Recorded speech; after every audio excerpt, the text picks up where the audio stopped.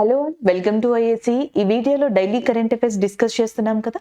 So అవి వాటితో పాటుగా static GK and as well as ఏదైనా కాన్సెప్ట్ ఉంటే లేదా కోరిలేటెడ్ కరెంట్ అఫైర్స్ ఉంటే వాటిని కూడా ఇక్కడ డిస్కస్ చేద్దాం. ఫస్ట్ వన్ చూద్దాం. సో ఇప్పుడు మనం డిస్కస్ చేస్తున్న కరెంట్ అఫైర్ ఒబిచరీకి సంబంధించింది, అంటే మరణించిన వ్యక్తులు. తమిళనాడులోను అండ్ ఇండియాలో కూడా చాలా పాపులర్ యాక్టర్గా, నటుడిగా విజయకాంత్ గారిని చెప్పొచ్చు.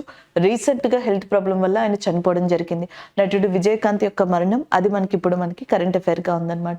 సో ఇక్కడ మీరు చూడొచ్చు, ఆయన నాట్ ఓన్లీ యాక్టర్ అండి, ఈవెన్ పొలిటీషియన్ కూడా, రాజకీయవేత్తగా కూడా చాలా గుర్తింపు పొందారు. ఇన్ఫాక్ట్ చెప్పాలంటే డిఎండికే అనే పార్టీ ఉందన్నమాట తమిళనాడులో. దాని పేరు వచ్చేటప్పటికి ఇక్కడ మీరు చూసుకోవచ్చు, దేశీ మొరపాకు ద్రావిడ మున్నేట్ర కజకం. సో మనకి దేశీ మొరపాకు ద్రావిడ మున్నేట్ర కజకం డిఎండికే, ఈ పార్టీ యొక్క అధినేతగా కూడా ఆయన ఉన్నారు. ఆయన యొక్క ఒరిజినల్ నేమ్ వచ్చేటప్పటికి నారాయణ్ విజయరాజ్ అల్గర్ స్వామి. సో ఆయనని విజయకాంత్ గా పాపులర్ గా మనం పిలుచుకోవడం జరుగుతుంది. రీసెంట్ గా చనిపోయారనమాట. అదే ఇక్కడ మనం ఇవ్వడం జరిగింది. ఆ పార్టీని ఈయన 2005లో ఎస్టాబ్లిష్ చేశారు. సో ఇది ఒబిచరీకి సంబంధించింది. నిన్న కూడా మనం సౌత్ కొరియన్ లో important actor and as well as a parasite movie, Oscar award మూవీకి సంబంధించిన లీడింగ్ యాక్టర్ చనిపోయారు అని చెప్పేసి ఒక ఒబిచరీని డిస్కస్ చేసాం కూడా. అయితే ఈ కరెంట్ అఫైర్ కి సంబంధించి కోరిలేటెడ్ గా ఇంపార్టెంట్ గా ఉన్న ఇంకొన్ని ఇంపార్టెంట్ కరెంట్ అఫైర్స్ ని ఇక్కడ చూద్దాం. ఒకటి చూడండి, 6th Khelo India youth games మీకు ఆల్రెడీ తెలిసిందే. ఖేలో ఇండియా యూత్ గేమ్స్ అనేవి ఈ సంవత్సరం మధ్యప్రదేశ్ లో జరిగే భూపాల్ ప్రాంతంగా. నెక్స్ట్ ఇయర్ 2024లో 6వ ఖేలో ఇండియా యూత్ గేమ్స్ అనేవి చెన్నై, తిరుచి, కోయంబత్తూర్, మదురై లాంటి ప్రాంతాల్లో జరగబోతున్నాయని మనం డిస్కస్ చేసుకున్నాం. అది దానికి సంబంధించింది. నెక్స్ట్ వన్ చూడండి, oil spill in Buckingham canal. Recent గా తమిళనాడులో ఆయిల్ స్పిల్ అనేది జరిగిందనమాట. సో మనకి క్రూడ్ ఆయిల్ ని తీసే క్రమంలో ఆ ఆయిల్ ఏదైతే ఉంటుందో అది లీకేజ్ అనేది ఏర్పడింది బంకింగ్హామ్ కెనాల్ కి దగ్గరలో. సో ఈ బంకింగ్హామ్ కెనాల్ అనేది ఆంధ్రప్రదేశ్ తమిళనాడుకి మధ్యలో ఉంది. అండ్ ఎస్పెషల్లీ తమిళనాడులోని కోరమండల కోస్టల్ ఏరియా ఏదైతే ఉందో సో దానిని ఆనుకొని ఉందంట. ఎగ్జాక్ట్ గా ఆంధ్రప్రదేశ్లోని విజయవాడ, తమిళనాడులోని విల్లాపురం అనే ప్రాంతాలు ఏవైతే ఉన్నాయో వాటికి మధ్యలో సముద్ర తీరాన్ని ఆనుకొని ఉంది. నెక్స్ట్ వన్, దీనిని కొమ్మమారు కెనాల్ అని కూడా పిలుస్తారు. బంకింగ్హామ్ కెనాల్ అనేది స్టాటిక్ జీకేలో చాలా బాగా యూజ్ అవుతుంది, ఆంధ్రప్రదేశ్కి తమిళనాడుకి సంబంధించింది. నెక్స్ట్ వన్, 1923లో తమిరబరాని ఫ్లడ్స్ అనేవి తమిళనాడులో చాలా వర్స్ట్ ఫ్లడ్ గా చెప్తారు. చాలా హై వరదలుగా కూడా మనకి తమిరబరాని వరదలని చెప్తాం. 1923లో ఏర్పడిన ఈ వరదలు రీసెంట్ గా న్యూస్ లోకి రావడానికి కారణం తమిళనాడులో మనకి ఈ మంత్ లో, అంటే ఈ మంత్ అండ్ లాస్ట్ మంత్ లో చాలా పెద్దగా వర్షాలు అనేవి వచ్చాయి. సైక్లోన్ లాంటిది మనకి తమిళనాడులో అటాక్ అయింది. దీనివల్ల తమిళనాడులోని చాలా ప్రాంతాలు దెబ్బతిన్నాయి. దాదాపుగా 100 సంవత్సరాల తర్వాత ఇదే ప్రదేశంలో మళ్ళీ వరదలు వచ్చాయంట. అందుకని తమిరబరాని అనే ప్లేస్ ఇప్పుడు మనకి న్యూస్ లో ఉంది. నెక్స్ట్ వన్ చూడండి, Tamraparni river is also in news. Tamraparni river అనేది న్యూస్ లో ఉంది. ఏ స్టేట్ లో లొకేట్ అయ్యి ఉంది అని అడిగితే తమిళనాడుగా గుర్తుపెట్టుకోండి. ఎస్పెషల్లీ తమిళనాడులోని తిరున్నవల్లి అనే ప్రాంతం, తుట్టుకోడి అనే ప్రాంతం ఏదైతే ఉంటుందో ఈ రెండు ప్రాంతాల దగ్గర ఇది మనకి కనిపిస్తుంది అనమాట. సో ఇవి వార్తల్లో ఉన్న ప్రదేశాలు. అంతేకాకుండా నెక్స్ట్ వన్, నంజాబ్ చాత్రం అనే ఒక ప్లేస్ ఉందన్నమాట. ఇది కన్ననూరు దగ్గర ఉంది. తమిళనాడులో ఊటీ, కొడైకెనాల్, కెన్నూరు అని చెప్పేసి అంటారు యాక్చువల్గా. సో కెన్నూరు లాంటి ప్రదేశాలు ఏవైతే ఉన్నాయో అవి చాలా ఫేమస్ హిల్ స్టేషన్స్. ఈ కెన్నూరు ప్రాంతం దగ్గరే మనకి సిడిఎస్ యొక్క ఫార్మర్ చీఫ్ అయిన బిపిన్ రావత్ గారు హెలికాప్టర్ క్రాష్ లో చనిపోవడం జరిగింది. సో ఈ ఈవెంట్ ని మనకి ఏదైతే ఉంటుందో సో అది అక్కడ ఆ ఈవెంట్ కి సింబలైజ్ గా ఏం చేశారంటే ఒక నాంజాబ్ చాత్రం అనే స్టోన్ ని ఏర్పరచడం జరిగింది అనమాట ఆ ప్రదేశంలో. అది అక్కడ ఇంపార్టెంట్ గా చెప్పొచ్చు. సిడిఎస్ ఫార్మర్ చీఫ్ అయిన బిపిన్ రావత్ గారి యొక్క జ్ఞాపకార్థంగా ఆ ఇన్సిడెంట్ జరిగిన ప్లేస్ ఏదైతే ఉందో కాన్నూరు నాంజాబ్ చాత్రం దగ్గర ఒక స్మారకాన్ని ఏర్పాటు చేయడం జరిగింది, మెమోరియల్ ని. నెక్స్ట్ వన్, ఈసారి మనకి వచ్చిన తుఫాను సైక్లోన్ మిచాంగ్. సో మిచాంగ్ అనే పేరుని ఎవరు పెట్టారని అడిగితే మయన్మార్ అనేది పెట్టింది. అండ్ మీకు ఆల్రెడీ నేను కొన్ని ఇంపార్టెంట్ జీకే పాయింట్స్ ని రిలేటెడ్ కరెంట్ అఫైర్స్ పాయింట్స్ ని చెప్పినప్పుడు చెప్పాను ఏమని. సో మనకి ఓపియం ఉంటది కదా, నల్ల మందు.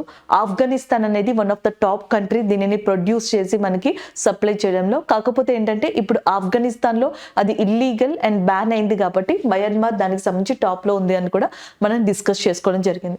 అంతేకాకుండా తమిళనాడులోని చెన్నైలో గాంధీ మందిర్ అనే ప్రదేశం ఏదైతే ఉందో, సో గాంధీ మండప్, ఆ గాంధీ మండప్ లో అయోతి తాస్ పండితర్ అనే పర్సన్ యొక్క స్టాట్యూని ప్రారంభించడం జరిగింది. Recently Ayothi Thass Pandithar statue inaugurated in which state? Tamil Nadu. Which place? Chennai. In Chennai in particularly which area? Gandhi మండపంగా గుర్తుపెట్టుకోవచ్చు. దీన్ని స్టార్ట్ చేసింది ఎవరు అంటే ఎంకే స్టాలిన్ గా చెప్తాం. ఎంకే స్టాలిన్ గారు ప్రజెంట్ మనకి తమిళనాడుకి సంబంధించిన చీఫ్ మినిస్టర్ గా ఉన్నారు అండ్ గవర్నర్ ఆర్ఎన్ రవి గారు. అలాగే తమిళనాడులోని కులశేఖర పట్టణం కూడా వార్తల్లో ఉంది. తమిళనాడులోని కులశేఖర పట్టణం ఏదైతే ఉందో ఇక్కడ ఇండియా యొక్క సెకండ్ స్పేస్ పోర్ట్ అనే దాన్ని నిర్మించబోతున్నారు. ఇండియా యొక్క సెకండ్ స్పేస్ పోర్ట్ ని ఎక్కడ నిర్మించబోతున్నారు? కులశేఖర పట్టణం 2023లో అది మనకి వార్తల్లో కనిపించింది. అలాగే కాశీ సంగమం అనేది, కాశీ తమిళ సంగమం అనేది స్టార్ట్ అవుతుంది కదా, దానికి సంబంధించి తమిళనాడు నుంచి సపోర్ట్ ఎక్కడి నుంచి అందుతుంది? ఎక్కువగా ఐఐటి మద్రాస్ నుంచి అందుతున్నట్టుగా మీరు గుర్తుపెట్టుకోవాలి.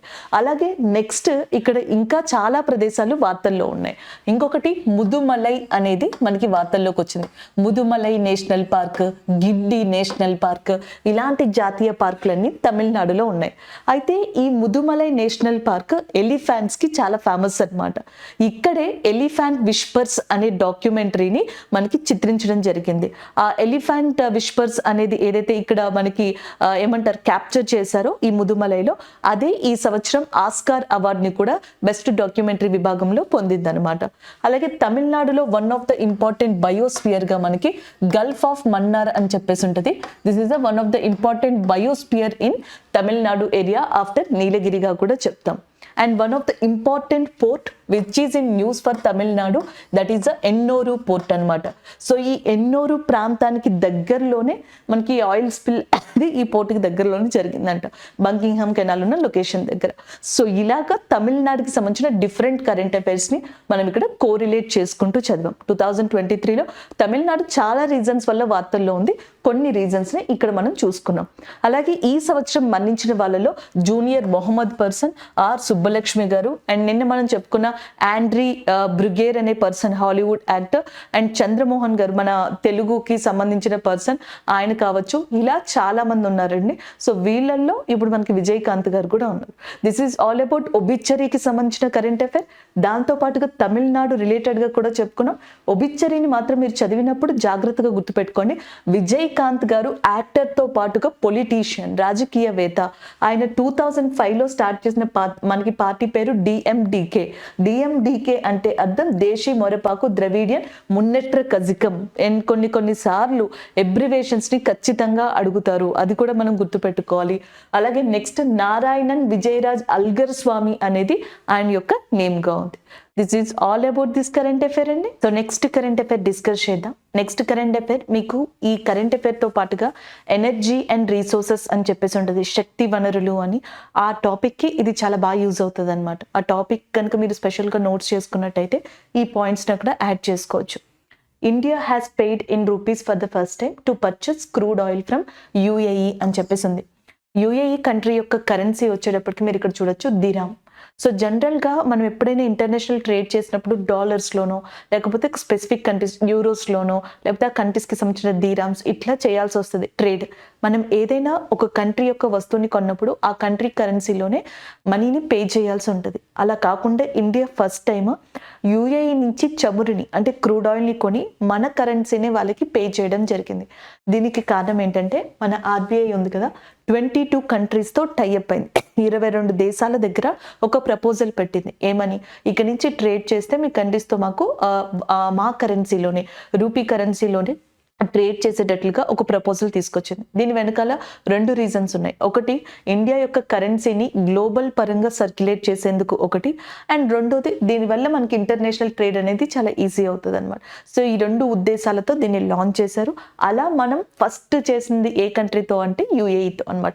That is about this current affair అండి. అయితే ఇండియా అత్యధిక మొత్తంలో ఎక్కువగా క్రూడ్ ఆయిల్ని ఎక్కడి నుంచి మనకి తీసుకుంటుంది అంటే Russia. Russia is the largest exporter of crude oil to ఇండియాగా చెప్పొచ్చు అనమాట. అండ్ ఈవెన్ 2022 డేటా ఇప్పుడు మనం చూడాలండి 2023లో ఎలా అప్డేట్ అయిందని. 2022 ఓవరాల్గా చూసుకుంటే ప్రపంచంలోనే largest crude oil exporter one of the country Russia అనమాట. ఆర్గనైజేషన్స్ ని పక్కన పెట్టి కంట్రీస్ పరంగా చూస్తే Russia, and second country Saudi అరేబియాగా ఉందన్నమాట, ఎస్పెషల్లీ మన ఇండియా విషయానికి వస్తే. సో అలాంటి రష్యాతో మనం ఎక్కువగా చమురుని దిగుమతి చేసుకుంటున్నాం. ఇప్పుడు యుఏఈతో ఇలా రూపీస్లో మనకి ఇంపోర్ట్ చేసుకోవడం జరిగింది. అయితే రష్యాకి ఉక్రెయిన్కి యుద్ధం జరిగింది కదా, వార్ జరిగింది కదా. సో ఆ టైంలో ఇండియా తీసుకున్న ఒక డెసిషన్ మనకి ఇన్ఫ్లేషన్ని అంతగా ఎక్కువగా ఎఫెక్ట్ చేయకుండా ఉండేలా చేసింది. ఇన్ఫ్లేషన్ అంటే ద్రవ్యోల్బణం. When the prices rises in a particular market and the rupee value will be decreases. So మనకి ఎప్పుడైతే మార్కెట్లో ధరల విలువ పెరుగుతుందో ఆ టైంలో రూపాయి యొక్క విలువ తగ్గిపోతుంది. ఆ పరిస్థితిని ద్రవ్యోల్బణం అని చెప్పేసి అంటాం. సో ఈ ఇన్ఫ్లేషన్ రావడానికి కారణం మార్కెట్లో ప్రైజెస్ అనేవి ఇంక్రీజ్ అవ్వడం బికాస్ ఆఫ్ డిఫరెంట్ రీజన్స్ అనమాట. అవి మనకి ఫ్లడ్స్ కావచ్చు, న్యాచురల్ డిజాస్టర్స్, వార్స్ కావచ్చు. ఇట్లా రష్యా ఉక్రెయిన్ మధ్య యుద్ధం జరిగింది, క్రూడ్ ఆయిల్ ప్రైజెస్ రైజ్ అయ్యే స్థితికి తీసుకెళ్ళిందంట. అదే కనుక మనం ఇండియా కనుక ఒక స్టెప్ ముందర ఆలోచించి కొన్ని డెసిషన్స్ తీసుకోకపోతే ఇండియాలో ఈ రీజన్ ఇన్ఫ్లేషన్ని క్రియేట్ చేసేదని కూడా ఎనర్జీ రిసోర్సెస్ చెప్పాయి. మనం ముందుగానే దీంతో డీల్ చేసుకోవడం, సో అలాంటి వాటి ప్రకారమే మనం ఏమంటారు క్రూడ్ ఆయిల్ని తీసుకోవడం, దిగుమతి చేయించుకోవడం, ఇవన్నీ చేసాం. సో ఇలాంటివి ఎదుర్కోవాలి. ఫ్యూచర్లో కూడా ఇలాంటివి చాలా రావచ్చు. ఇజ్రాయెల్కి హమాస్కి మధ్యలో వచ్చింది and different countries. So reason ఏదైనా సరే మనం ప్రిపేర్డ్గా ఉండాలంటే మన కరెన్సీని గ్లోబల్ పరంగా హైలైట్ చేయాలి ఒకటి. అండ్ రెండోది వచ్చేటప్పటికి మెయిన్గా ఏంటి అంటే మనం ఎప్పుడైనా ట్రేడ్ చేసినప్పుడు మనకి కన్వీనియంట్గా ఉండేలాగా మన కరెన్సీతో ఎక్స్చేంజబుల్ అయితే ఆ ట్రేడ్ మనకి కంఫర్టబుల్గా ఉంటుంది, సేఫ్ జోన్లో ఉంటాం. ఇవన్నీ ఆలోచించుకుని ఇది చేశారు. ఇది ఎందుకు చెప్పాను అంటే జనరల్గా క్వశ్చన్ అడిగితే వన్ లైనర్గా యుఏఈ అని చెప్పేసి అడిగేస్తారు, మీరు ఆన్సర్ పెడతారు. లేదా మహా అయితే యుఏఈకి సంబంధించిన కరెన్సీ ఏది అంటే దీరామ్. కానీ ఒక ఒపీనియన్ బేస్డ్ క్వశ్చన్ అడిగినప్పుడు ఒకవేళ ఇలా జరుగుంటే లేదా రష్యాని ఇన్వాల్వ్ చేస్తే మీరు ఇది పెట్టగలిగి ఉండాలా. సో అందుకని చెప్పేసి నేను ఇదంతా డిస్కస్ చేశాను. యుఏఈకి సంబంధించి క్యాపిటల్గా అబుదాబి అనేది ఉంది. అండ్ ప్రెసిడెంట్ వచ్చేటప్పటికి మొహమ్మద్ బిన్ జయాద్ అల్ నహయాన్. మొహమ్మద్ బిన్ జయాద్ అల్ నహయాన్. మీకు పేరు గుర్తుపెట్టుకోవడం కష్టమైతే అల్ నహయాన్ అనేది గుర్తుపెట్టుకోండి. సో ఆయన మనకి కింగ్ అని చెప్పొచ్చు అనమాట, యుఏఈకి ఉన్నారు. అండ్ ద నెక్స్ట్ వన్ చూడండి. నెక్స్ట్ వచ్చేటప్పటికి మనకి ఇక్కడ ఇంపార్టెంట్గా చూసుకున్నట్టయితే ఇంకొన్ని రిలేటెడ్ పాయింట్స్ అనమాట. క్రూడ్ ఆయిల్ అనగానే ప్రపంచంలో చాలా మందికి గుర్తొచ్చేది OPEC countries, organization of the petroleum exporting countries. So organisation of the petroleum exporting countries. నేను ఒక దాంట్లో ఒపెక్ అంటే ఆయిల్ అని చెప్పేసాను, అది నాకు ఫ్లోలో అట్లా వెళ్ళిపోయిందండి ఆయిల్ అని చెప్పేసి. అది ఆయిల్ కాదు. So organisation of the petroleum exporting కంట్రీస్గా చెప్పొచ్చు అనమాట ఒపెక్ అనేది. దీని యొక్క హెడ్ క్వార్టర్స్ వచ్చేటప్పటికి వియన్నా, ఆస్ట్రియాలో ఉంది. ఈ హెడ్ క్వార్టర్స్ దగ్గరే ఇండియా ఈసారి 6th ఇండియా ఒపెక్ మీటింగ్ అనేది జరిగింది. 6వ ఇండియా ఒపెక్ మీటింగ్ అనేది ఎక్కడ జరిగింది అని అడిగితే ఒపెక్ యొక్క హెడ్ క్వార్టర్స్ అయిన వియన్నా, ఆస్ట్రియాలో. ఈ ఒపెక్ కంట్రీస్ వచ్చేటప్పటికి టోటల్గా ఈ కంట్రీస్ ఉన్నాయన్నమాట, 13 కంట్రీస్ ఉన్నాయి. ఒపెక్ కంట్రీస్ ఫస్ట్లో ఎలా ఏర్పడ్డాయంటే Iran, Iraq, Saudi, Kuwait, Venezuela ఈ 5 కంట్రీలు కలిసి ప్రపంచంలో ఒకప్పుడు 1960s ఆ ప్రాంతంలో ఎక్కువగా క్రూడ్ ఆయిల్ని ఎక్స్పోర్ట్ చేసేవి. ఈ 5 కలిసి ప్రపంచంలో ఒపెక్ కంట్రీస్గా ఏర్పడ్డాయి అన్నమాట. దాని తర్వాత గెబాన్, అంగోలా, లిబియా, ఈ Guinea and Algeria, UAE, Congo, Nigeria లాంటి కంట్రీలు కూడా ఏర్పడడం జరిగింది. అండ్ ఇంకొక ఇంపార్టెంట్ విషయం ఏంటంటే ఫస్ట్లో ఈ ఒపెక్ కంట్రీస్ యొక్క హెడ్ క్వార్టర్స్ని మనకి ఇరాక్ యొక్క హెడ్ క్వార్టర్స్ అయిన బాగ్దాద్లో ఎస్టాబ్లిష్ చేయాలనుకున్నారు. కానీ వెనిజులా దానిని మనకి రిజెక్ట్ చేసింది అలా హెడ్ క్వార్టర్స్ని పెట్టడం. సో దీంతో వీళ్ళు ఏం చేశారంటే జెనీవా, స్విట్జర్లాండ్లోని జెనీవాలో యాక్చువల్గా ఒపెక్ యొక్క హెడ్ క్వార్టర్స్ పెట్టాలనుకున్నారు. సో అప్పుడు మనకి ఏవో ఇష్యూస్ రావడం వల్ల ఫైనల్గా వియన్నా, ఆస్ట్రియాలో పెట్టారు. So Vienna, Austria head quarters చదువుకుంటే సరిపోతుంది కదా, ఇవన్నీ చూసుకోవాలా అంటే కొన్నిసార్లు క్వశ్చన్స్ ఎలా పడతాయంటే నేను ఇప్పుడు బాగ్దాద్ గురించి చెప్పాను కదా. సో బాగ్దాద్లో రీసెంట్గా ఎవరు ఎయిర్ స్ట్రైక్ చేశారు? యుఎస్ఏ ఎయిర్ స్ట్రైక్ చేసింది ఇరాన్ యొక్క ప్రో ఫోర్సెస్ మీద. సో అది ఒక కరెంట్ అఫైర్ రీసెంట్గా చదువుకోవచ్చు. ఇరాన్ యొక్క క్యాపిటల్ ఏది అంటే టెహ్రాన్ గా చెప్తాం, అది ఒక కరెంట్ అఫైర్ గా చదువుకోవచ్చు. Geneva is one of the headquarters of World Health Organization. ప్రపంచ ఆరోగ్య సంస్థ యొక్క హెడ్ క్వార్టర్స్ కూడా జెనీవాలోనే ఉంది. ఇన్ని పాయింట్స్ మనం రివైజ్ చేసుకోవచ్చు ఇలాగా. And the next one Saudi Arabia ఉంది చూసారా. సౌదీ అరేబియాతో మనం అల్ మొహమ్మద్ అల్ హింద్ అనే ఎక్సర్సైజ్ని కూడా కండక్ట్ చేస్తాం ఇండియా.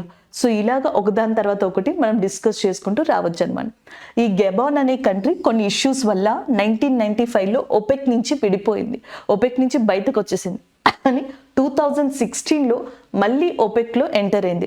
ఒపెక్లో ఒకసారి బయటకు వచ్చి నెక్స్ట్ మళ్ళీ ఎంటర్ అయిన, ఒపెక్లో ఒకసారి క్విట్ అయ్యి మళ్ళీ రీజాయిన్ అయిన కంట్రీ ఏది అని అడిగారు అనుకోండి, that is a Gabon. Next one, ఈ ఒపెక్ కంట్రీస్ 13 ప్రపంచంలోనే లార్జెస్ట్ కంట్రీస్గా చెప్పడం జరుగుతుంది, అది గుర్తుపెట్టుకోండి. ఇవే కాకుండా ఒపెక్లో ఉన్న మెంబర్సే కాకుండా కొన్ని కంట్రీలు ప్రపంచంలో మనకి లార్జెస్ట్ క్రూడ్ ఆయిల్ ఎక్స్పోర్టర్స్గా ఉన్నాయి. అందులో Azerbaijan, Bahrain, Brunei, Kazakhstan, Malaysia, Mexico, Oman, Russia, Sudan and south Sudan లాంటి కంట్రీస్ అనేవి ఉన్నాయన్నమాట. సో టోటల్గా 10 కంట్రీస్ ఉన్నాయి. ఈ 10 కంట్రీస్ని ఇప్పుడు ఒపెక్ కలుపుకుంది, దాన్ని ఒపెక్ ప్లస్ అంటున్నాం. ఒపెక్ ప్లస్లో టోటల్గా ఎన్ని కంట్రీస్ ఉంటాయంటే ఇవి 13 కదా, ఇవి 13 ప్లస్ 10 టోటల్గా 23 కంట్రీస్ ఒపెక్ ప్లస్లో మెంబర్స్గా ఉన్నారు. సో ఇలాంటి క్వశ్చన్స్ని అడిగే ఛాన్స్ ఉంటుందండి. ఇకపోతే నెక్స్ట్ వచ్చేటప్పటికి ఇక్కడ చూడండి, యూఏఈతో మనం ఒకసారి డెజర్ట్ ఫ్లాగ్ అనే ఒక ఎక్సర్సైజ్ని కండక్ట్ చేసాం. యూఏఈతో ఇండియా కండక్ట్ చేసే కామన్ ఎక్సర్సైజ్ ఏది అంటే జాయెద్ తల్వార్.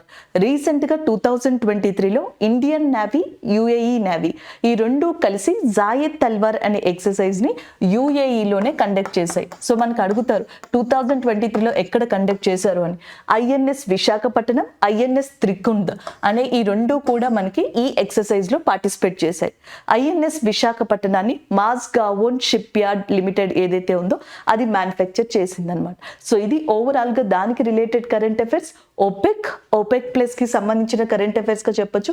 ఒపెక్ కంట్రీస్లో మీకు ఏదైనా డిఫరెన్స్ వస్తే కింద కమెంట్ చేయండి, నేను చూసి నెక్స్ట్ మనం రేపు కరెంట్ అఫైర్స్ చెప్పుకుంటాం కదా అక్కడ డిస్కస్ చేస్తాం. సింపుల్గా OPEC countries, OPEC plus countries, head quarters, దాని రిలేటెడ్ కరెంట్ అఫైర్, దానితో పాటుగా నేను క్రూడ్ ఆయిల్కి సంబంధించిన ఒక ఇంపార్టెంట్ కరెంట్ అఫైర్ చెప్పాను. ఇవి ఓవరాల్గా మీరు గుర్తుపెట్టుకోవాల్సిన అంశాలు. సో ఇక్కడ కరెంట్ అఫైర్ మీరు 1 లైనర్ కరెంట్ అఫైర్ కింద డిస్కస్ చేసుకోవచ్చు అండ్ ప్లేస్ని చూడొచ్చు, కోరిలేటెడ్ కరెంట్ అఫైర్స్ అండ్ ఒక చట్టం గురించి కూడా తెలుసుకోవచ్చు. సో ఇక్కడ మనకి ఇండియాలో అన్లాఫుల్ ప్రివెన్షన్ యాక్ట్ అని చెప్పేసి ఒకటి ఉందన్నమాట, చట్ట విరోధాల కార్యకలాపాల నిరోధ చట్టం. సో అలాంటి చట్టం కింద జమ్మూ కాశ్మీర్కి సంబంధించిన ముస్లిం లీగ్ జమ్మూ కాశ్మీర్ అనే దాన్ని చేర్చారు. అదే ఇక్కడ current affair. Muslim league Jammu Kashmir unlawful under and unlawful prevention act కింద చెప్తున్నారు అనమాట. సో మనకి ముస్లిం లీగ్ జమ్మూ కాశ్మీర్ను యూఏపీఏ చట్టం కింద కేంద్రం దాంట్లో చేర్చింది. అసలు యూఏపీఏ అంటే చట్ట విరుద్ధ కార్యకలాపాల చట్టం. అన్లాఫుల్ యాక్టివిటీస్ ప్రివెన్షన్ యాక్ట్ చట్ట విరుద్ధ కార్యకలాపాల నిర్మూలించే లేదా మనకి నివారించే చట్టంగా చెప్పొచ్చు అనమాట. సో అది ఒకటి గుర్తుపెట్టుకోవాలి. ఇక్కడ నేను నివారించేదాన్ని రాయలేదు, సో అది దానికి సంబంధించింది. ఎబ్రివేషన్స్ అడుగుతూ ఉంటారు ఒక్కొక్కసారి, ఆ ఎబ్రివేషన్స్ కూడా చూడండి. ఇండియాకి సంబంధించి ఇండియా యొక్క ఇంటిగ్రిటీ, సోవర్నిటీకి ఏదైనా ప్రాబ్లమెటిక్ వస్తుందని తెలిస్తే అలాంటి యాక్టివిటీస్ని అన్లాఫుల్ యాక్టివిటీస్ ప్రివెన్షన్ యాక్ట్లో చేర్చడం జరుగుతుంది.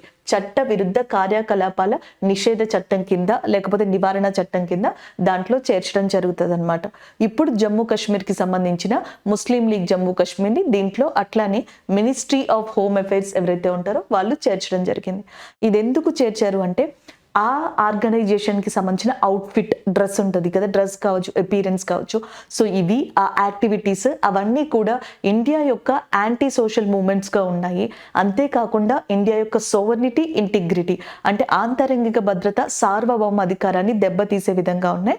అందుకే మేము దీనిని చట్ట విరుద్ధ కార్యకలాపాల నిషేధ చట్టం ఏదైతే ఉందో అన్లాఫుల్ యాక్టివిటీస్ ప్రివెన్షన్ యాక్ట్లో చేర్చుతున్నాము అన్నట్టుగా అక్కడ మెన్షన్ చేశారనమాట. అలాగే ఇక్కడ చూడండి, సో ఈ యాక్ట్ 1967లో తీసుకొచ్చారు. ఇది కూడా అడుగుతారండి, యూఏపీఏ యాక్ట్ మనకి ఎప్పుడు తీసుకొచ్చారని. 1967లో తీసుకొచ్చారు. ఈ చట్టం కింద సెక్షన్ 3 క్లాజ్ 1 ప్రకారం 5 సంవత్సరాలు ఇదే స్టేటస్లో అంటే మనకి అన్లాఫుల్గా ఇండియాలో ఈ ఆర్గనైజేషన్ అనేది ఉంచబడుతుంది. దాని తర్వాత ఆ యాక్టివిటీస్ ఏవైతే ఏ కారణాలు అయితే చెప్పి దీన్ని ఉంచారో ఆ కారణాలు కంప్లీట్గా మనకి రెక్టిఫై అయిపోయిన తర్వాత ఇది ఉంచడమా, కంటిన్యూ చేయడమా, తీసేయడమా అనేది సో అప్పుడు మనకి డిస్కషన్లోకి వచ్చే టాపిక్గా దీన్ని చెప్పొచ్చు అనమాట. అండ్ నెక్స్ట్ ఈ అన్లాఫుల్ యాక్టివిటీస్ ప్రివెన్షన్ యాక్ట్ ఈ సంవత్సరం గత కొన్ని రోజుల ముందు కూడా మనకి కరెంట్ అఫైర్స్లో కనిపించింది. దానికి కారణం జర్నలిజానికి సంబంధించిన కరెంట్ అఫైర్. భారతదేశంలోని కొన్ని జర్నలిజం సంస్థలు ఏవైతే ఉంటాయో కొన్ని డిఫరెంట్ కంట్రీస్ లైక్ మనకి కొన్ని యాంటీగా ఉండే కంట్రీస్ నుంచి ఎస్పెషల్లీ చైనా లాంటి కంట్రీస్ నుంచి ఫండింగ్ అనే దాన్ని తీసుకుని ఇండియాకి వ్యతిరేకంగా కొన్ని ఆర్టికల్స్ ని పబ్లిష్ చేస్తున్నారు, హేట్ స్పీచ్ ని త్వరగా సమాజంలోకి తీసుకెళ్తున్నారు అని చెప్పి న్యూయార్క్ మ్యాగజైన్ లో కొన్ని ఇంపార్టెంట్ ఆర్టికల్స్ లో పబ్లిష్ అయింది. దాని గురించి ఇండియాలో మనకి ఎంక్వైరీ చేయడం మొదలు పెట్టారు ఇండియన్ గవర్నమెంట్. అది స్టార్ట్ చేసిన తర్వాత కొంతమంది జర్నలిస్టులని అరెస్ట్ చేయడం జరిగింది. అందులో ఒకళ్ళు న్యూస్ క్లిక్ అనే ఏదైతే జర్నలిజం ఉందో దానికి సంబంధించిన ఫౌండర్ ప్రబీర్ పురాక్యాస్తా. సో ప్రబీర్ పురాక్యాస్తా గారిని కూడా అరెస్ట్ చేశారు. ఆయనని ఇదే చట్టం కింద అరెస్ట్ చేయడం జరిగింది. అంతేకాకుండా జమ్మూ కాశ్మీర్ కి సంబంధించిన జర్నలిస్ట్ అయిన ఫిరాజాద్ షాహాద్ అనే పర్సన్ ఎవరైతే ఉన్నారో, సో ఫిరాజాద్ షాహాద్ అనే పర్సన్ ని కూడా ఇదే కారణంతో అరెస్ట్ చేయడం జరిగింది. దానివల్ల అన్లాఫుల్ యాక్టివిటీస్ ప్రివెన్షన్ యాక్ట్ అనేది ఇది ఫస్ట్ టైం కాదు, మన కరెంట్ అఫైర్స్ లో చూడడం థర్డ్ టైం. ఒకసారి ఏమో మనకి న్యూస్ క్లిక్ వల్ల వార్తల్లోకి వచ్చింది, ఒకసారి జమ్మూ కాశ్మీర్ జర్నలిస్ట్ ని అరెస్ట్ చేయడం వల్ల అప్పుడు మనకి వార్తల్లోకి వచ్చింది. ఇప్పుడు జమ్మూ కాశ్మీర్ కి సంబంధించిన ముస్లిం లీగ్ జమ్మూ కాశ్మీర్ అనే దాన్ని అన్లాఫుల్ గా ఇందులో మనకి చేర్చడం వల్ల వార్తల్లోకి వచ్చింది. కొన్నిసార్లు అడుగుతూ ఉంటారండి, ఎన్ని సంవత్సరాలు దీనిని మనకి ఈ లిస్ట్ లో ఉంచుతారు? ఇందులో మనకి ఉంచడం జరుగుతుంది 5 years. ఇది వరకు కూడా టెర్రరిజం లాంటి వాటిని ఇండియాలో మనకి కంట్రోల్ చేసేందుకు ప్రివెన్షన్ ఆఫ్ టెర్రరిజం యాక్ట్ అనేది కూడా గతంలో తీసుకొచ్చారు. పోటా యాక్ట్ అని చెప్పేసి అంటారు, 2002లో తీసుకొచ్చారు దీన్ని. అలాగే నేషనల్ సెక్యూరిటీ యాక్ట్, జాతీయ భద్రతా చట్టం 1980లో దీన్ని తీసుకురావడం జరిగింది. సో పాలిటీ పరంగా మీకు ఇవి బాగా యూజ్ అవుతాయి, పోటా యాక్ట్ కానీ నేషనల్ సెక్యూరిటీ యాక్ట్ కానీ. ఎందుకంటే మనకి ఏదైనా ఒక చట్టం రావాలి అంటే బిల్ అనేది పార్లమెంట్లో పాస్ అవ్వాలి, ప్రెసిడెంట్ ఆఫ్ ఇండియా దగ్గర అసెంట్ లేదా సంతకాన్ని పొందాలి, అప్పుడే ఆ బిల్ అనేది చట్టంగా మారుతుంది అనమాట. అయితే మనకి ఒక్కొక్కసారి లోక్సభకి రాజ్యసభకి పొత్తు కుదరినప్పుడు అండ్ వాట్ ఎవర్ దట్ ఆ పర్టికులర్గా ఏమంటారు ఓటింగ్ అనేది లేకపోతే బిల్ అనేది పాస్ అవ్వనప్పుడు ఈ 2 సెక్షన్స్ని కూడా కంబైన్ లేదా జాయింట్ సిట్టింగ్ కి పిలవడం జరుగుతుంది. ఆర్టికల్ 108 కింద 108 కింద. అలా ఇండియాలో 3 సార్లు ఇప్పటికీ జాయింట్ సిట్టింగ్ అనేది పార్లమెంట్ కి సంబంధించి జరిగింది. ఏది ఆర్టికల్ 108 ప్రకరణ 108 ప్రకారం ఆ 3 జాయింట్ సిట్టింగ్స్ లో ఒక బిల్లు పోటాకి సంబంధించింది, ప్రివెన్షన్ ఆఫ్ టెర్రరిజం కి సంబంధించింది కూడా చెప్పొచ్చు అనమాట. This is all about this current affair. Jammu Kashmir lieutenant governor గా మనోజ్ సిన్హా అనే పర్సన్ ఉన్నారు. సో ఇక్కడ మనకి కరెంట్ అఫైర్స్ అపాయింట్మెంట్ కి సంబంధించింది కోటక్ మహీంద్రా బ్యాంక్. కోటక్ మహీంద్రా బ్యాంక్ కి సంబంధించి న్యూ చైర్మన్ గా సిఎస్ రాజన్ గారు అపాయింట్ కానున్నారు. దానికి సంబంధించిన కరెంట్ అఫైర్ గా చెప్పొచ్చు. కోటక్ మహీంద్రా యొక్క హెడ్ క్వార్టర్స్ అనేది ముంబైలో ఉంది. అలాగే గతంలోని కొన్ని అపాయింట్మెంట్స్ చూద్దాం. మ్యాక్స్ లైఫ్ ఇన్సూరెన్స్ కి రాజీవ్ ఆనంద్ గారు మనకి చైర్మన్ గా అపాయింట్ అవ్వడం జరిగింది. And resilience federation of India ఏదైతే ఉందో దానికి సంజయ్ సింగ్ గారు అపాయింట్ అయ్యారు. సో ఈ కరెంట్ అఫైర్ ని కూడా మనం డీటెయిల్ గా ఎక్స్ప్లెయిన్ చేసుకున్నాం, మీకు గుర్తుంటే బజ్రంగ్ పునియా గారి గురించి, సాక్షి మాలిక్ గారి గురించి ఇవన్నీ కూడా మనం డిస్కస్ చేసుకోవడం జరిగింది. సంజయ్ సింగ్ గారు అపాయింట్ అయ్యారు. And the next one, Bombay stock exchange ఇండియాలోను ఏషియాలోను one of the oldest stock exchange గా చెప్పొచ్చు. ఇది మహారాష్ట్రలో ఉంది. దీనికి చైర్మన్ గా ప్రమోద్ అగర్వాల్ గారు రానున్నారు. ఇది వరకు మనకి డిఫరెంట్ కైండ్ ఆఫ్ ఫీల్డ్స్ లో కూడా వర్క్ చేసి ఉన్నారు. సో ఇప్పుడు ఈయన ఇక్కడ అపాయింట్ కాబోతున్నారు. Next one, Sri Lanka envoy. శ్రీలంకకి కొత్త అంబాసిడర్ గా మనకి సంతోష్ జా గారు రానున్నారు అనమాట. సో దానికి సంబంధించిన అపాయింట్మెంట్ ఇది నిన్నే మనం కరెంట్ అఫైర్స్ లో వీటిని డిస్కస్ చేసుకున్నాం. సో ఇక్కడ మళ్ళీ రిపీట్ చేయడం జరిగింది. కోటక్ కి సంబంధించి సిఎస్ రాజన్ గారు అపాయింట్ అయ్యారు.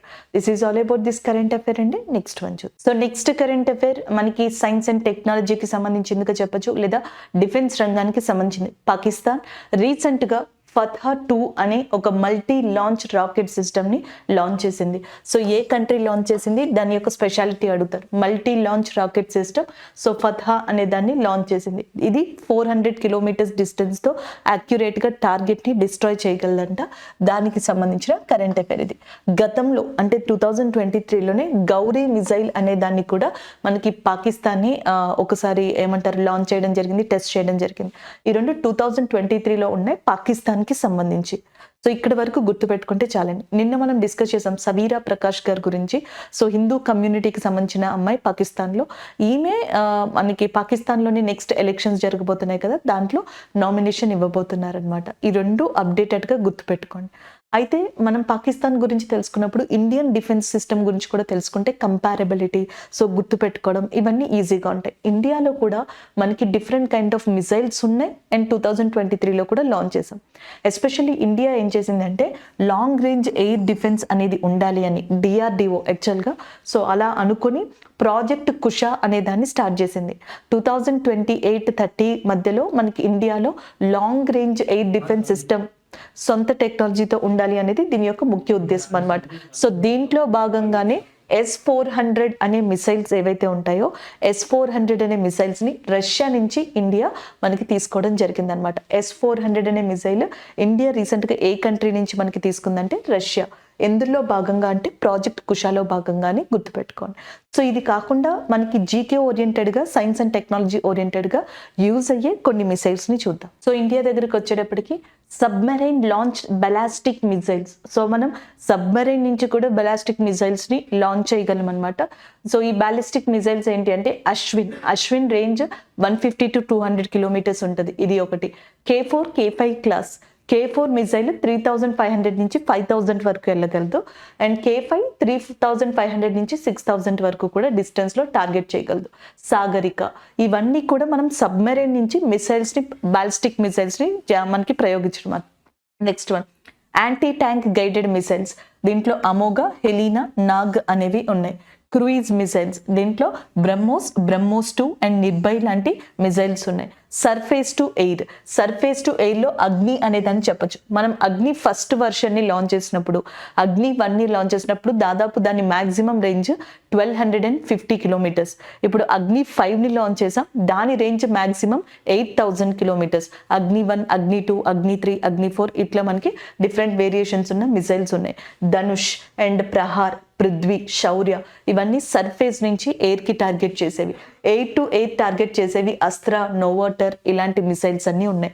సో ఒకసారి మిసైల్స్ని గుర్తుపెట్టుకున్నాం అనుకోండి, నెక్స్ట్ కరెంట్ అఫైర్స్లో వీటికి రిలేటబుల్గా ఏదైనా ఇన్ఫర్మేషన్ ఉంటే అది అక్కడ కవర్ చేసుకోవచ్చు. This is all about this current affair అండి. అయోధ్య రైల్వే స్టేషన్ అనేది ఇప్పుడు మనకి వార్తల్లో ఉంది, న్యూస్లో ఉంది.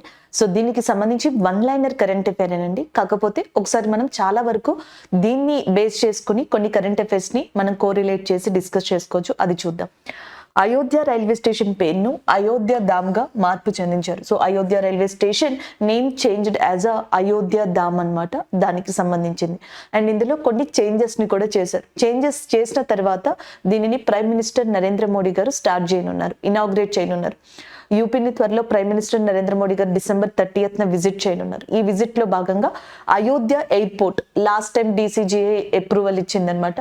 అయోధ్య ఎయిర్పోర్ట్ ని ప్రారంభిస్తారు. దాంతో పాటుగా అయోధ్య ధామ్గా పేరు మార్చబడిన ఈ రైల్వే స్టేషన్ లోని చేంజెస్ చేసిన తర్వాత దీన్ని ప్రారంభించబోతున్నారు ప్రైమ్ మినిస్టర్ నరేంద్ర మోడీ గారు. సో దానికి సంబంధించిన కరెంట్ అఫైర్ ఇది. అయితే సో 2022-23లో చాలా వరకు ఇండియాలో రైల్వే స్టేషన్స్ కావచ్చు, ఎయిర్పోర్ట్స్ కావచ్చు, స్టేడియంస్ కావచ్చు, ఇలా చూసుకుంటూ పోతే చాలా వరకు నేమ్స్ అనేవి చేంజ్ అయిపోయాయి. ఎక్కడి నుంచి ఏది అడుగుతారు అనేది మనకి నో క్లూ. కాకపోతే ఇలాగా ఈ కరెంట్ అఫైర్స్ ఈ రిలేటెడ్గా వచ్చినప్పుడు కొన్ని మనం చదివి పెట్టుకున్నాం అనుకోండి, మనకి ఆప్షన్స్ వైజ్గా కూడా ఇవి చాలా యూజ్ అవుతాయి. అలా చూసుకున్నట్టయితే UAE కంట్రీకి సంబంధించిన అల్ మిహింద్ అనేది ఏదైతే ఉందో సో అది హింద్ సిటీగా మార్చబడింది. ప్రపంచంలో ఏ దేశం తన యొక్క సిటీ అయిన అల్ మిహింద్ని హింద్ సిటీగా మార్చింది అంటే UAEగా గుర్తుపెట్టుకోవాలి. ఇది ఒక క్వశ్చన్ బిట్గా గుర్తుపెట్టుకోండి. నెక్స్ట్ వన్, యూపీలో ఉన్న ఫిరోజాబాద్ అనే దాన్ని చందేర్ నగర్ కింద పేరు మార్చారనమాట, అది ఒకటి. నెక్స్ట్, మొఘల్ గార్డెన్స్ ఏదైతే ఉందో దాన్ని అమృత ఉద్యాన్ కింద పేరు మార్చారు. ఉత్తరప్రదేశ్లోని మొఘల్ సారాయ్ రైల్వే జంక్షన్ ఏదైతే ఉందో దాన్ని దీన్ దయాల్ రైల్వే జంక్షన్ కింద పేరు మార్చారు. Mughal Sarai railway junction, Deen Dayal railway junction, Mughal gardens Amrit Udyan, Firozabad Chander Nagar, Hind city అనేది మనకి అల్ మిహింద్ కి పేరు మార్చబడింది. అవే కాకుండా ఇంకొన్ని ఇంపార్టెంట్ గా కనుక ఇక్కడ మనం చూసినట్టయితే సో ఇక్కడ చూడండి, ఆ star named after that Indian personality international space లో మనకి రిజిస్ట్రేషన్ కూడా చేయించారు. ఒక స్టార్ కి అటల్ బిహారీ వాజ్పేయి గారు పేరు పెట్టి అటల్ బిహారీ వాజ్పేయి స్టార్ గా దాన్ని ఇవ్వడం జరిగింది. సో మనకి ప్రైమ్ మినిస్టర్ గా కూడా అటల్ బిహారీ వాజ్పేయి గారు వర్క్ చేశారు. ఈయన పేరు మీదకే హిమాచల్ ప్రదేశ్ లో మనకి అటల్ టన్నెల్, అటల్ సొరంగం అనేది ఉంది. ఈ అటల్ టన్నెల్ హిమాచల్ ప్రదేశ్ లో ఎక్కడుందంటే రోహతంగ్ పాస్, రోహతంగ్ కనుమ ఏదైతే ఉందో అక్కడ లొకేట్ అయింది. పంజాబ్ దగ్గర ఉన్న వాగా బోర్డర్ ఏదైతే ఉందో ఇది అటల్ బిహారీ వాజ్పేయి గారి కాలంలోనే మనకి అభివృద్ధిలోకి వచ్చింది. జై జవాన్ జై కిసాన్ జై విజ్ఞాన్ అనే ఒక స్లోగన్ ఇచ్చిన పర్సన్ గా అటల్ బిహారీ వాజ్పేయి గారిని చెప్తాం. ఈయన టైంలోనే 1919లో కార్గిల్ వార్ లేదా కార్గిల్ యుద్ధం అనేది కూడా జరిగింది. సో ఈయన యొక్క కాలం నుంచే February 11th అనేది ఏదైతే ఉందో సో దానిని మనకి ఏమంటారు నేషనల్ టెక్నాలజికల్ డే కింద పేరుని మార్చడం జరిగింది అనమాట. ఎందుకంటే మనకి 2 ఇంపార్టెంట్ న్యూక్లియర్ ఆపరేషన్స్ జరిగాయి. ఒకటి ఇందిరాగాంధీ గారి కాలంలో 1974లో ఆపరేషన్ స్మైలింగ్ బుద్ధ, రెండోది ఆపరేషన్ అణుశక్తి పేరు మీదట 1998లో మనకి అటల్ బిహారీ వాజ్పేయి గారి టైంలో జరిగిందనమాట. మిసైల్ మ్యాన్ ఆఫ్ ఇండియాగా పిలువబడే అబ్దుల్ కలాం గారు దానిని మనకి పర్యవేక్షించడం, మానిటర్ చేయడం జరిగింది. ఇవన్నీ దీన్ని రిలేటెడ్ గా మీరు రివైజ్ చేసుకుంటే స్టాటిక్ జీకే, కరెంట్ అఫైర్ కూడా మనకి యూజ్ అవుతాయి. అలాగే నెక్స్ట్ మహారాష్ట్రలోని చర్చ్ గేట్ రైల్వే స్టేషన్ ఏదైతే ఉందో ముంబై దగ్గర దాన్ని సర్ సిడి దేశ్ముఖ్ కింద పేరు మార్చడం జరిగింది. అది ఒకటి. నెక్స్ట్ మనకి ఆంధ్రప్రదేశ్ లో ఉన్న భావనపాడు ఓడరేవు ఏదైతే ఉందో దాన్ని మూలపేట ఓడరేవు కింద పేరుని మార్చారు. Bhavanapadu port name is changed as a Mulapeta port కింద గుర్తుపెట్టుకోవచ్చు. ఆంధ్రప్రదేశ్ లో లొకేట్ అయి ఉంది. అహ్మదానగర్ మహారాష్ట్రలో లొకేట్ అయి ఉంది. అహ్మదాబాద్ గుజరాత్, అహ్మదానగర్ వచ్చేటప్పటికి మనకి that is located in Maharashtra. ఆ అహ్మదానగర్ ని అహల్యా నగర్ కింద పేరు మార్చారనమాట. నెక్స్ట్ వన్ యూపీ యొక్క చీఫ్ మినిస్టర్ యోగి ఆదిత్యనాథ్ గారు, యూపీ యొక్క గవర్నర్ ఆనంద్ బెన్ పటేల్ గారు. అలాగే మీకు ఎప్పుడు చెప్పేది హాట్ కుక్డ్ మీల్స్ అనే స్కీమ్ ని ఉత్తరప్రదేశ్ స్టార్ట్ చేసింది. ఉత్తరప్రదేశ్ 2011 సెన్సస్ ప్రకారం 2011 జనాభా లెక్కల ప్రకారం చూసుకుంటే Uttar Pradesh is a most populated state in India and అత్యధికమైన షెడ్యూల్ క్యాస్ట్ ఎస్సీ పీపుల్ ఎవరైతే ఉంటారో వాళ్ళు అత్యధికంగా ఉన్న రాష్ట్రం కూడా ఏది అంటే దట్ ఈస్ ఉత్తరప్రదేశ్ గా చెప్పొచ్చు. ఉత్తరప్రదేశ్ లో పాపులర్ లీడర్ అయిన ములాయం సింగ్ యాదవ్ గారు, ఆయన ఇప్పుడు లేరు, చనిపోయారు. సో ఆయనకి కూడా రీసెంట్ గా మనకి పద్మ హైయెస్ట్ పద్మ అవార్డు అనే దాన్ని కూడా 2023లో ఇవ్వడం జరిగింది. ఉత్తరప్రదేశ్ లోని రాయ్ బరేలీ అనే ఏరియా చాలా popular. Modern rail coaching factory అనేది ఇక్కడ లొకేట్ అయింది. అలాగే నెక్స్ట్ లక్నో సిటీలో అండ్ భారతదేశంలోనే మొట్టమొదటిసారిగా ఆర్టిఫిషియల్ ఇంటెలిజెన్సీ సిటీని నిర్మించబోతున్నారు. The first city in India, the first place in India where artificial intelligence city will be arranged, that is nothing but లక్నోగా చెప్పొచ్చు అనమాట. సో ఇలా గుర్తుపెట్టుకోండి. వారణాసి గురించి ఆల్రెడీ మీకు తెలుసు, వారణాసినే కాశీ అంటారని, వందే భారత్ ట్రైన్ సెకండ్ది ఇక్కడ స్టార్ట్ అయిందని, ఎస్సీఓ కల్చరల్ సిటీగా దీన్ని తీసుకుందని, ఇలాంటివి మనం చాలా డిస్కస్ చేసుకోవడం జరిగింది. ఉత్తరప్రదేశ్ అంటే మీకు ఖచ్చితంగా వారణాసి గుర్తుకు రావాలి. వారణాసితో పాటుగా మథుర అనే ప్రాంతం ఉంది. మథుర అనే ప్రాంతం కూడా గుర్తుకు రావాలి. మథుర అనే ప్రాంతం ఉంది చూసారా, ఇది యమునా నదికి దగ్గరలో ఉంటది. వారణాసి గంగా నదికి దగ్గరలో ఉంటది. అది రెండింటికి డిఫరెన్స్ అన్నమాట. మథురాలో ఈ సంవత్సరం మీరాబాయి గారి యొక్క ఏదైతే జన్మదిన వేడుకలు ఉంటాయో అవి మనకి ఇక్కడ కండక్ట్ చేశారు. సో మీరాబాయి యొక్క బర్త్ యానివర్సరీ సెలబ్రేషన్స్ అనేవి మనకి మథుర ఇన్ యూపీలో జరిగాయి అండ్ యమునా రివర్ దగ్గర ఇది లొకేట్ అయి ఉంది. ఎస్సీఓ కల్చరల్ సిటీగా వారణాసి, సెకండ్ వందే భారత్ ట్రైన్ వారణాసి నుంచి ఢిల్లీకి మధ్యలో మనకి ఇక్కడే స్టార్ట్ చేశారు. ఇది గంగా రివర్ దగ్గర లొకేట్ అయింది. లక్నోలో ఏఐ సిటీ అన్నమాట. అలాగే ఏఐ అనే వర్డ్, ఆర్టిఫిషియల్ ఇంటెలిజెన్సీ వర్డ్ ని 2023 ఇయర్ ఆఫ్ ద వర్డ్ గా ఏ డిక్షనరీ తీసుకుంది అని అడిగితే కోలిన్స్ డిక్షనరీ అనేది ఇది ఇయర్ ఆఫ్ ద వర్డ్ గా తీసుకోవడం జరిగింది. ఇలా మనం ఒకదాని తర్వాత ఒకటి ఉత్తరప్రదేశ్ రీసెంట్ కరెంట్ అఫైర్స్ ని డిస్కస్ చేసుకోవచ్చు. ఉత్తరప్రదేశ్ యొక్క రీసెంట్ కరెంట్ అఫైర్స్ తో పాటుగా ఈ నేమ్ చేంజెస్ ఏవైతే ఉన్నాయో, అటల్ బిహారీ వాజ్పేయి స్టార్ కావచ్చు, లేకపోతే అమృత ఉద్యాన్ అనేది కావచ్చు, అహ్మదానగర్ ని అహల్యా నగర్ అని, భావనపాడు పోర్ట్ ఏదైతే ఉందో దాన్ని మూలపేట ఓ పోర్ట్ కింద చేంజ్ చేశారని, these are the simple things అండి. వన్ లైనర్ కరెంట్ అఫైర్స్ కాబట్టి ఏ ఎగ్జామ్ లోనైనా అడిగే ఛాన్సెస్ ఉన్నాయి, ఇంక్లూడింగ్ బ్యాంకింగ్. సో బ్యాంకింగ్ లో కూడా సింపుల్ కడితే మీరు సింపుల్ గా గుర్తుపెట్టుకోవచ్చు. UP chief minister, UP governor and దాంతో పాటుగా నెక్స్ట్ AI a word of the year గా కొలిన్స్ డిక్షనరీ అనేది తీసుకుంది. అది ఒకటి. ప్రైమ్ మినిస్టర్ నరేంద్ర మోడీ గారు ఈ చేంజ్ చేసిన అయోధ్య ధామ్ రైల్వే స్టేషన్ అనేది మనకి త్వరలో ప్రారంభించబోతున్నారు.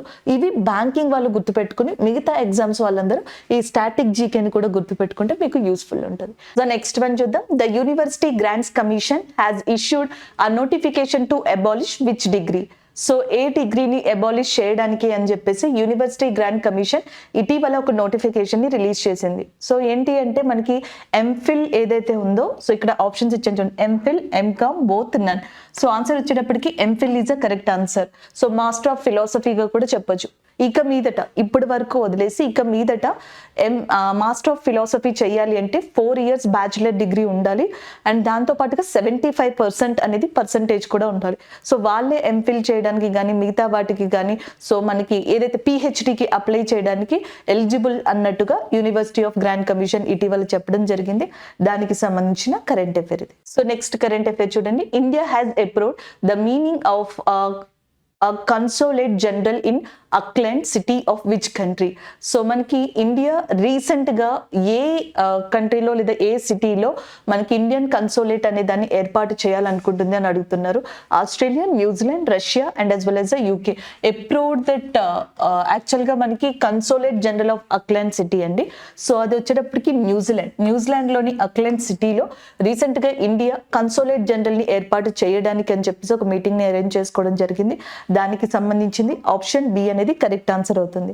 So next one, with whom has Coca Cola has global cricket partner extended it's partnership by 8 years.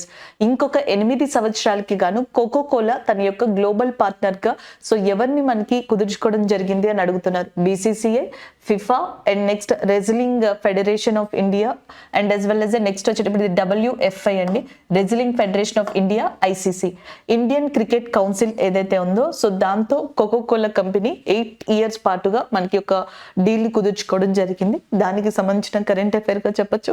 Option A అనేది ఇక్కడ కరెంట్ ఆన్సర్ అవుతుంది. Next current affair, Sony Sports appointed which person as a brand ambassador for football. So Sony Sports football కి సంబంధించి వాళ్ళ యొక్క football events కి సంబంధించి programmes కి సంబంధించి ఎవరిని బ్రాండ్ అంబాసిడర్ గా అపాయింట్ చేసుకున్నారు?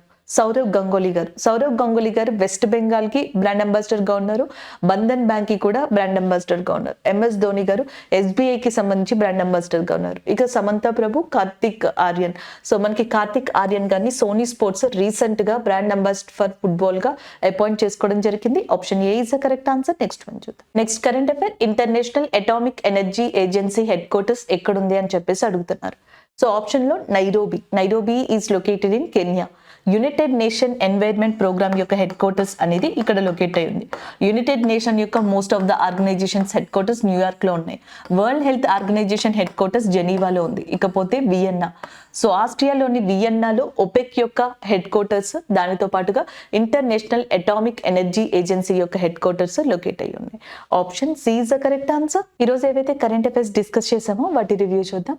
విజయ్ కాంత్ రీసెంట్ గా మరణించారు, యాక్టర్ అండ్ పొలిటీషియన్, తమిళనాడుకి సంబంధించి. సో అది డిస్కస్ చేసాం. క్రూడ్ ఆయిల్ కి సంబంధించి UAE నుంచి ఇండియా ఫస్ట్ టైం మనకి ఇండియన్ కరెన్సీలో రూపేలో దాన్ని పర్చేస్ చేయడం జరిగింది. And next unlawful prevention act కింద రీసెంట్ గా ముస్లిం లీగ్ ఆఫ్ జమ్మూ కాశ్మీర్ అనే దాన్ని కేంద్ర హోంశాఖ చేర్చడం జరిగింది. దానికి సంబంధించింది కోటక్ మహేంద్రాకి సంబంధించి చైర్మన్ గా CS రాజన్ అపాయింట్ అయ్యారు. అండ్ ఫతా 2 అనేది మనకి పాకిస్తాన్ కి సంబంధించిన multi guided rocket launching system. Recent గా దీన్ని సక్సెస్ఫుల్ గా పాకిస్తాన్ గవర్నమెంట్ లాంచ్ చేసింది. అయోధ్య రైల్వే స్టేషన్ ని అయోధ్య ధామ్ కింద చేంజ్ చేశారు. అండ్ దీనిని అంటే ఇందులో కొన్ని మార్పులు చేయడం జరిగింది అనమాట. సో ఈ చేంజెస్ తర్వాత ఈ అయోధ్య ధామ్ అనే దాన్ని అలాగే అయోధ్య ఎయిర్పోర్ట్ ని December 30th prime minister Narendra Modi launch చేయనున్నారు. అండ్ దాంతో పాటుగా MCQs ని డిస్కస్ చేసాం. ఇవి ఈ రోజు మనం డిస్కస్ చేసుకున్న కరెంట్ అఫైర్స్. Thank you.